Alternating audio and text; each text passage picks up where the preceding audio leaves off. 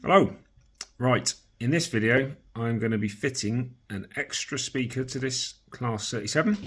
So this is a Heljan O-Gauge 37 straight out of the box, bar some minor body mods which are inconsequential for this video. However, it is fitted with a Zimo MS990 DCC decoder. So this has got the Digitrains sound file on. It's fitted with a 8-ohm megabass speaker, so I'm going to be fitting an extra speaker to it. I'll show you those now. So these are my tools for the job. I've got my speaker, which is a 8-ohm O-Gauge speaker from Digitrains from Owl's Sound. I've got one of these fitted in a Heljan Class 31, which is pretty loud just with that one, so hopefully it's going to make the 37 even louder. My roller black tack. Brilliant stuff if you haven't found it. It's like blue tack for those of you remember putting posters up on the wall, but it's removable. You use that to secure that, and my solder at hand. So before I get cracking fitting it, I'll give you a little demo of the Loco as it sounds today, and we can compare it at the end of the video to see how it sounds then.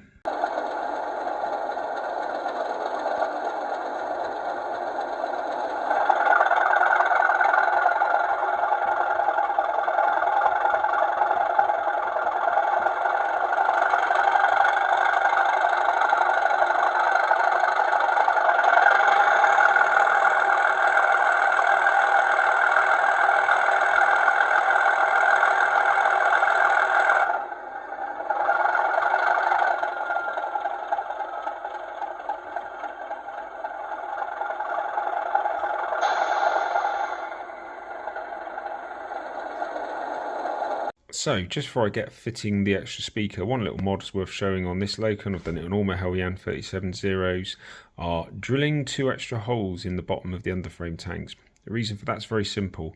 It means when you secure the Loco back on the plinth to put it back in the box, you don't have to remove the underframe tanks. The latest release of Heljan 37s, as they come, the tanks aren't fitted because the screws go through where the tanks would be to secure the Loco to the plinth. So this little bad boy now saves me having to remove the tanks every time to get the Loco away in the box. Here we are with the body off. So this wire here is the wire that plugs the speaker to the circuit board. So this comes with your Heljan Loco anyway. Now I've already fitted the speaker which is in the tanks here. However, what I'm going to now do is pull off the heat shrink tube, which can actually heat shrink on, and I'm going to add my extra speaker on there, and I'm going to wire these in parallel. It's very important. I'll explain why in a minute. You know whether or not you're wiring speakers in series or parallel. So I've soldered the wires in. Now this is the joins. I've re-put the heat sleeve over, so you'll see I'll separate the wires. All of the red ones are positive, go to the positive. All of the negatives go to the negative wire. Now that means that these speakers are wired in parallel. It's really important because this chip has a max impedance of 4 ohms. The speakers are 8 ohms. By wiring them in parallel, it halves the resistance, so it drops it down to the 4 ohms. So that's fine with this chip. However, if I'd done it with some of the other chips that are available that only have an impedance of 8 ohms, I would have fried the amplifier. Famous last words. So what we're going to do now is we're going to stick the body back on the top of it and we're going to fire it up.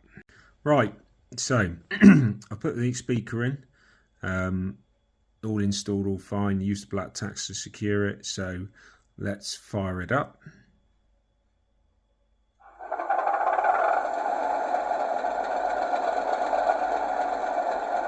And let's rev it up.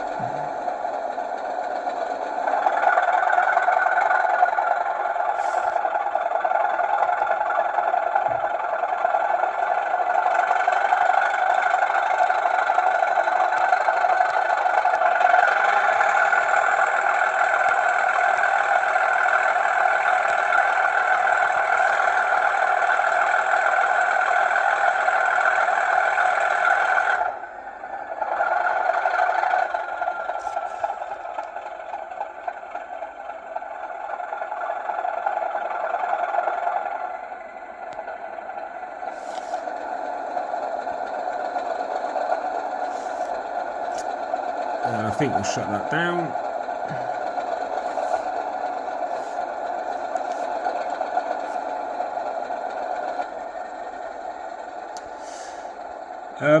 So I'm quite pleased with that actually. They might have come through on the video with the location of the speaker being just under the exhaust outlets. It actually sounds a bit more realistic than perhaps did before.